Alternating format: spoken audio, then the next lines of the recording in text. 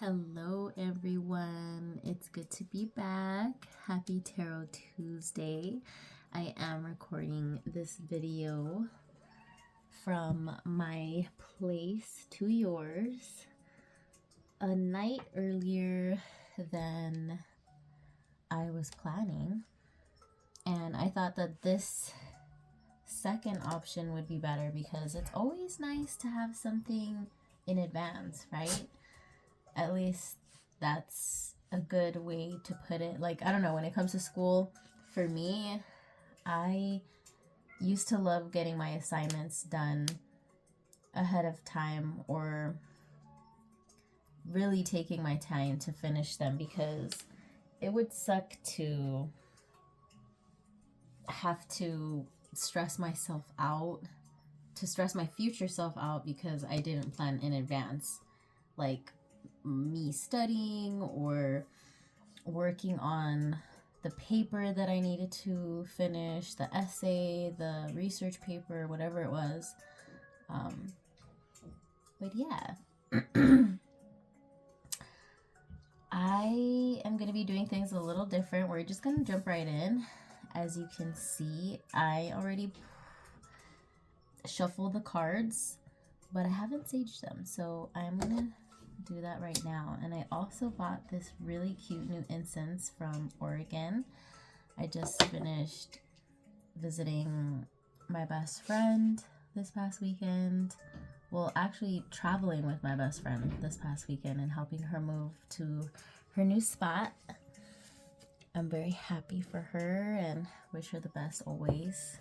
If you're listening to this video or if ever come across it, I love you, girl. You know who you are. All right. Now saging the cards, releasing them of any attachments, past energies. Saging the space.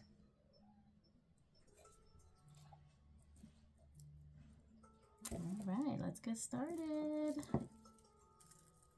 I am excited.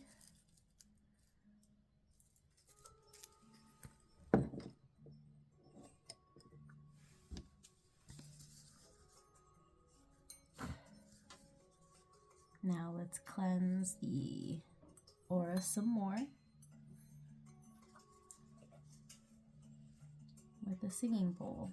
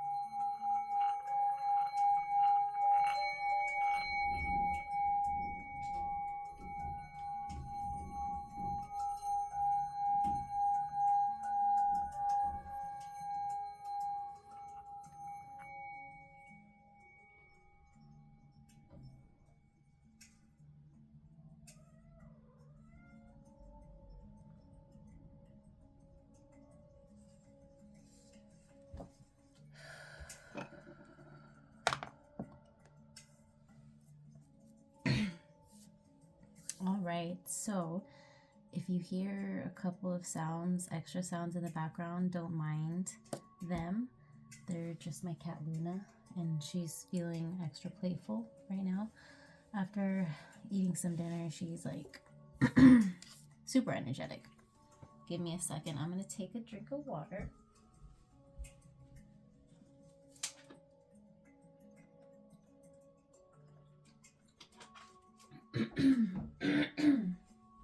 Oh, excuse me. Okay, let's get started, y'all. So like I was saying earlier, I did shuffle the cards. Now that they're saged, I would like to ask our guardian angels, ancestors, spirit guides, animal guides, any light beings, true allies, friends, any beings of light, whether from here on earth or from across the universe.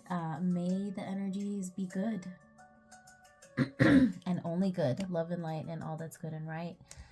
Amen. And may this collective reading bring us listeners, viewers, subscribers, whoever.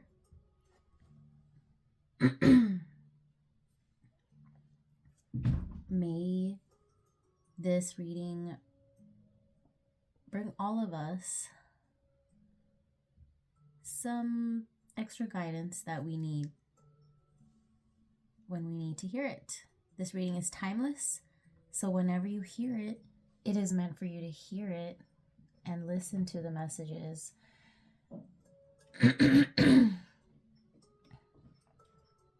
I'm sorry, y'all.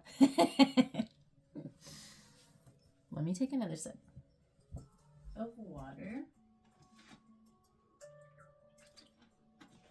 I just finished eating dinner myself and it was a little spicy. And yeah, it's the aftermath. So, excuse me. Anyways. So, what I found interesting about the beginning of this was the Two of Swords flipped out, reversed, right? And then we got a blank card right after. And I thought to myself, let me follow my instincts and my intuition. And let me go with it, because I think it was meant to come out that way. So, the upright, in my previous videos, I was saying upside, or upside, upright. This means if you see there's water behind her, she has a blindfold on, she has two swords facing upwards, she's sitting down, she's in a white gown, she looks like she's really listening, she's having a challenging time seeing, obviously, and not all of her senses are as engaged as she wished they were. This means you're having difficult decisions, weighing options, avoidance, deadlock, standstill, right? But this popped up. Reverse. This means lesser of two evils. No right choice, confusion, indecision, information overload. Maybe you're currently feeling overly stimulated. I remember it was like this last week too. There was something about being overly stimulated and burned out, and resting, listening to your body when it's necessary. So I'm also feeling, I'm feeling that after, not being satisfied and having to choose between the lesser of two evils, there's no right choice. Feeling like there's no right choice, right? You may be in a situation where you wish you weren't. You wish you had a better option, but you don't. And you still have to choose. That really sucks. I've been in a situation like that before, multiple. And you still have to choose. And it's hard. And this is causing a lot of confusion, maybe sadness, and maybe you're overanalyzing this.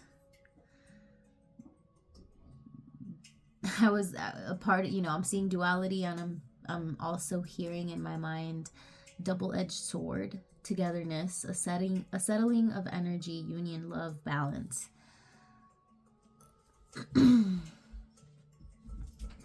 That's what may eventually come,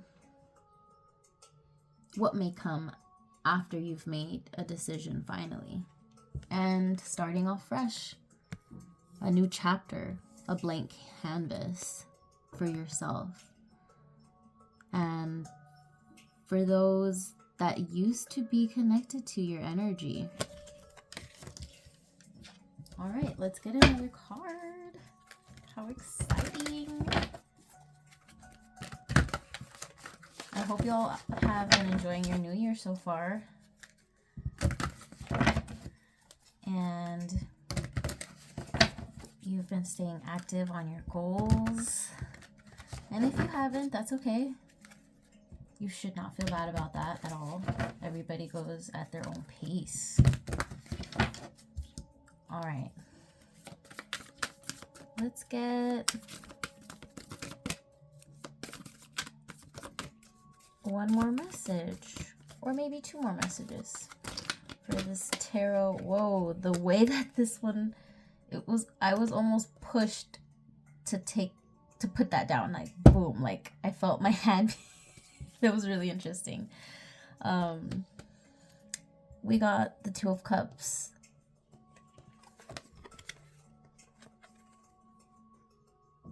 So beautiful. There's a lot going on in this card. A lot of great energy, vibrant colors, light, love, harmony, union, unified love, partnership, mutual attraction, proposal, marriage, connection. This could not, it doesn't have to be romance. It could also be in your career, in your job, in friendships, new projects, people that you're going to be working with soon, people you're still working with. Your connections may be strengthening and deepening and so much more. Maybe new contracts, more money. Cups involve emotions too. Investing in something that's very fulfilling emotionally.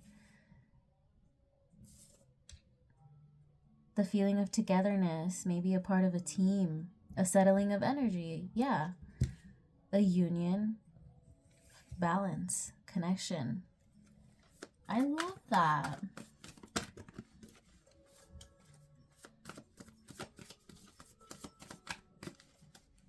This has a confusing start and almost a rebirth. I'm seeing all white in this card, like a blank canvas, a blank page, starting fresh completely. When you refresh the page too, like on Google or whatever whatever search engine you're using, the whole thing goes blank white, right? To refreshing yourself to get to this point of Two of Cups. Reminding yourself, maybe even pouring into yourself too, like pouring into people and connections, people, places, and things that really make you feel seen, heard, valued. That's super important. All right. One more card, please. One more card, please, and thank you. What else? Ooh, that was too many. Actually, we'll take it. Okay, let's flip these over. Ooh. Okay, wow. We'll take it. I wanted to do a little bit of a shorter Tarot Tuesday, but that's okay. I won't breeze through all of these, but I will, I will try my best to get the messages through. So the one that I first saw that flipped over was the Fool. So optimistic, enjoying so much freedom, independence, having such a joyful optimism to the point of like being,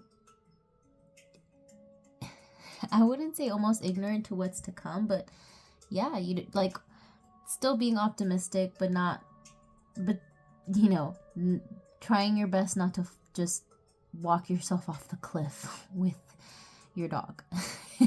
You know, like still being careful and mindful of not going too far off the edge.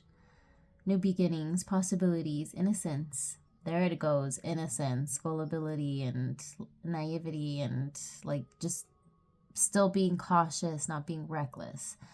But in an innocent, like still in embodying that innocence, that inner child. Being spontaneous, optimistic, like I said earlier, trusting in life again.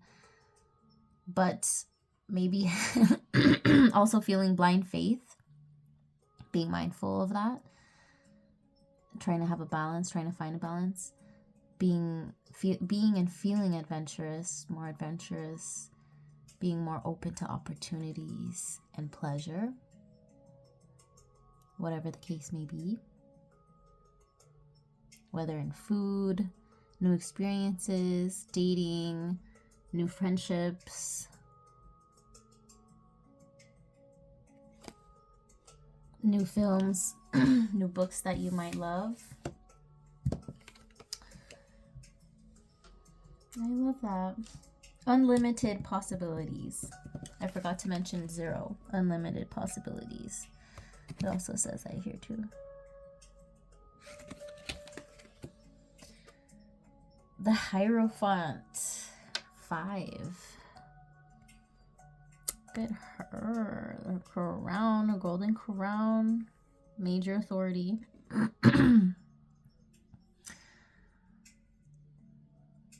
The energy of the unexpected. Being open to the unknown.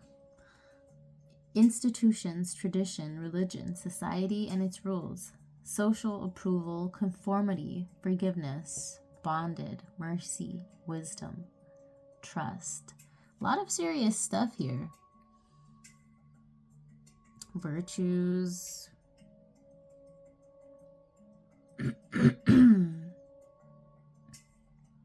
Forgiveness within yourself, but forgiveness within others.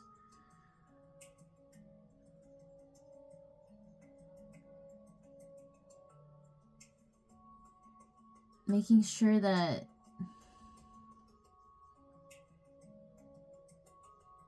you're not being too harsh with your power, not abusing it, having mercy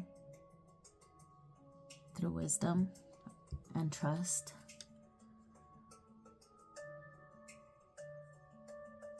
And doing what feels right to you. And not only what will benefit them or yourself either, not being selfish about it, but something that will benefit all. Making that decision and taking it from there.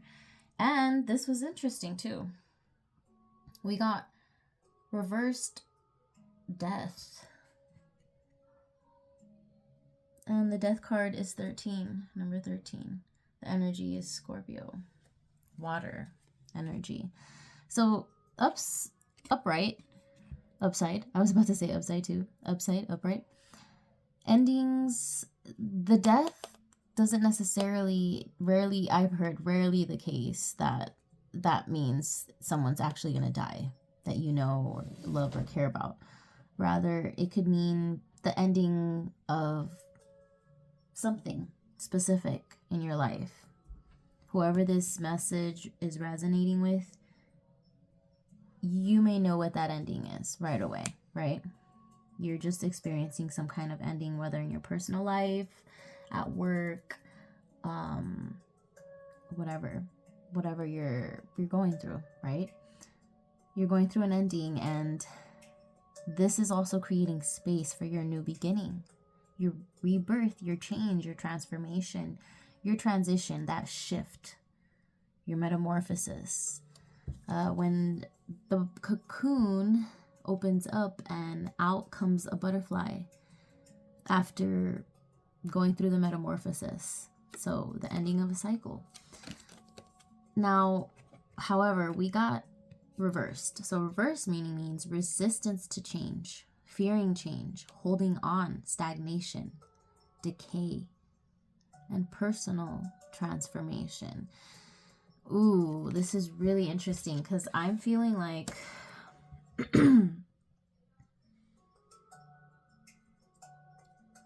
if this is what you're choosing, if you're resisting to change, you're making yourself suffer even more by fearing change, because change is inevitable.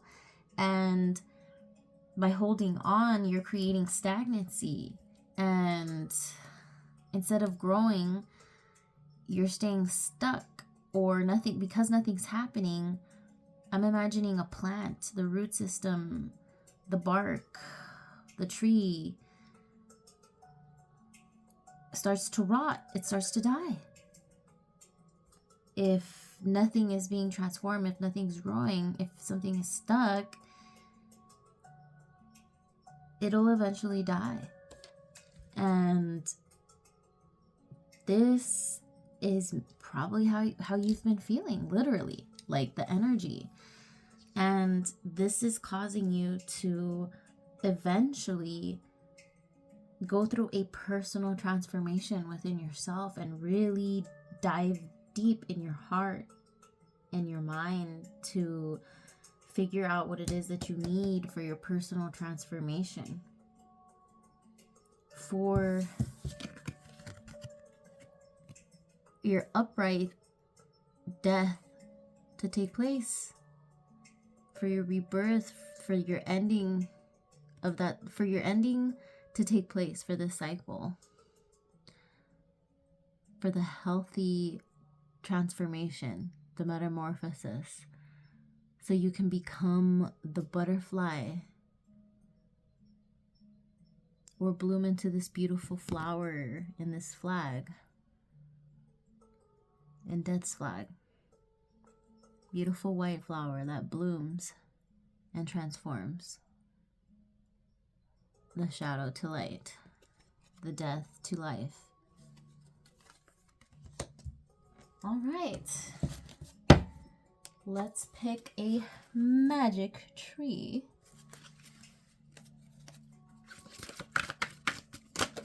Oh, wow. Thank you, Spirit. Thank you, God. We got a few trees.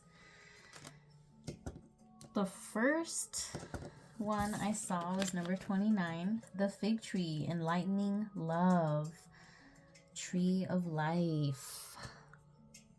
Beautiful. Figs are so delicious. Oh, I think I see a bee or a wasp right there. Enlightening love, 29. The next tree we got is 22, the cherry tree, vulnerability. So the messages for the fig tree, I forgot to read this, I'm sorry. Lower pleasures you attract are potentially overwhelming and dangerous. Peace arrives through higher gratification. I love that. Every spring is a new beginning, bearing a multitude of budding possibilities for the cherry tree. Vulnerability. The next tree I saw was 36, the laburnum. I hope I'm pronouncing these correctly. The laburnum tree. Prosperity. Laburnum tree. However you pronounce, I try to pronounce it both ways. Be vigilant and receptive. A golden treasure may have more potential than meets the eye. Oh my gosh, I love the way that this tree looks. I don't think I've ever pulled this one before. I love how they look golden, like beautiful golden lights dangling, almost like hair or lanterns or grapes. Golden grapes. And the last but not least is number 51, the tulip tree, adaptability. The transforming power of time brings flowers and fruits that are a sign of love and happiness.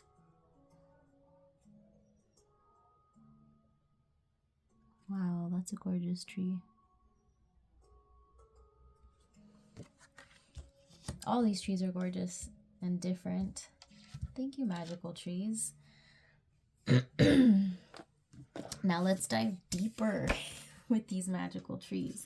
Number 29.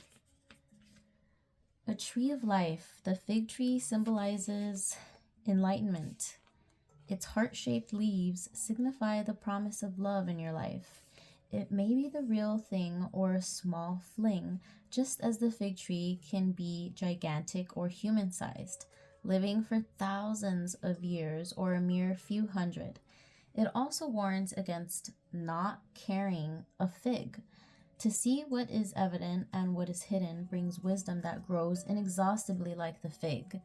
Love may involve secrecy because Adam and Eve wore fig leaves as aprons in order to cover their bodies. The leaves symbolize protection, too. The fig tree also brings the possibility that you may be tempted to experience the pure taste of forbidden fruit.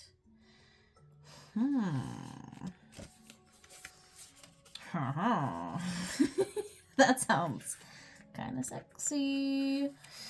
All right, moving on. The laburnum tree. A golden opportunity will present itself to you, symbolized by the laburnum's yellow, sweet-scented pea flowers that hang like bunches of grapes. Oh, I did say golden grapes. The occasion may, like the tree's bloom, occur in late spring and early summer. It may spark a chain of events or be connected to someone you know. Friendships will be made and love will be found, perhaps with someone yet unknown. The poisonous seeds and leaves indicate that a small conflict should be quickly resolved before feelings become poisoned. Chains of communication are golden, like the flowers. This fast-growing tree predicts you will prosper soon. Ooh, I love that. All right, the next tree message for us is a cherry tree message. 22. An inviting fruit may not be genuine, permanent, or good for you. Cherry blossom madness is a euphemism for the emotional insanity of puberty. That's interesting. This means that a turbulent phase will be short-lived. Because this graceful, beautiful tree has a very short life, it is symbolic of fleeting youth, beauty, and mortality. Its highly scented, delicate clusters of frail white or pink flowers imply using your common sense and sixth sense. Cherries, also sweet, lack nourishment, symbolizing momentary pleasures or disappointment. As cherries are only in season for a short time, it indicates change, preparation, and making the most of your time. Whoa, the cherry tree, I'm noticing some connections between the cherry tree and the first card that started this reading in the first place. Reverse, Two of Swords, lesser of two evils, having no right choice, feeling like you have no right choice, just feeling confused, the indecision, information overload, right? Not knowing what to do, then starting off on a clean slate, right? That's very much connected to the cherry tree, for sure. And just preparing for that. Wow, I love when other decks connect with each other. That's really cool. All right, 51 is our last tree, the tulip tree. I love tulips, the flowers too. The tulip tree predicts that in time a difficulty will pass. As a canoe carved from the trunk of this tree can hold 20 people, sociability is indicated. Good company will ease a dilemma. You will stand out from the crowd, just like this great forest splendor whose branches are adorned with yellow-green. Tulip-shaped flowers that turn butter yellow in fall. Ooh. You will taste a part of life that you have never before cherished, signified by this tree's odd leaves, which look as if their tips have been bitten off. Like the tulip tree, adaptability is your forte and spice of life. Travel, communication, and mingling with all sorts of people are forecast to bring change for you. I love that. And we are going to be ending our collective read with a Zen animal card. This is the Zen of Animals deck by Pamela Matthews. In case you're wondering, it's a really great deck that I like to use on myself and my mom when I feel called to. We have fun reading about which animals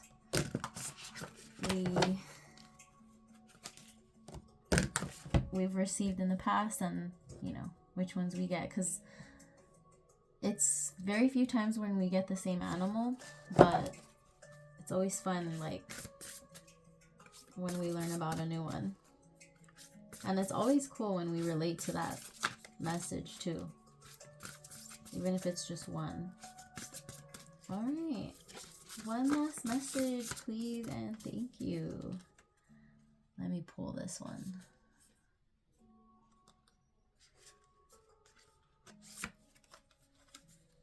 We have the duck. Beautiful full moon in the background.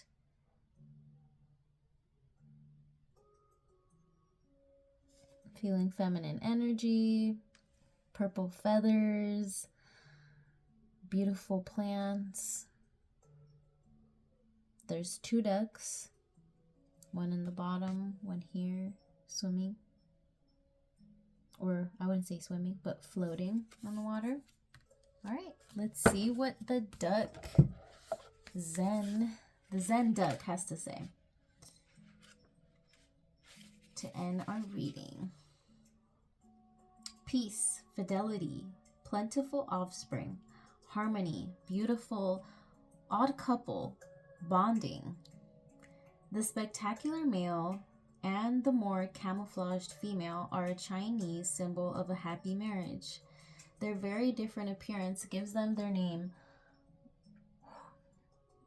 Yuan Yang, and it also used to describe other unusual combinations. Sorry, y'all. It took me a while. I wanted to make sure I didn't mispronounce that. So the message that the duck has is you will either be part of or see a loving couple who, while completely different from each other, are happy together like two mandarin ducks playing in water. Loyalty and bonding are key factors. Love in such a way that the person you love feels free. Wow, I love that quote by Thich Nhat Hanh. I hope I didn't butcher her name.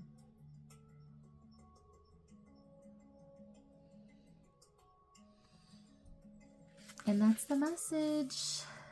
Friends, spirit family, supporters, viewers,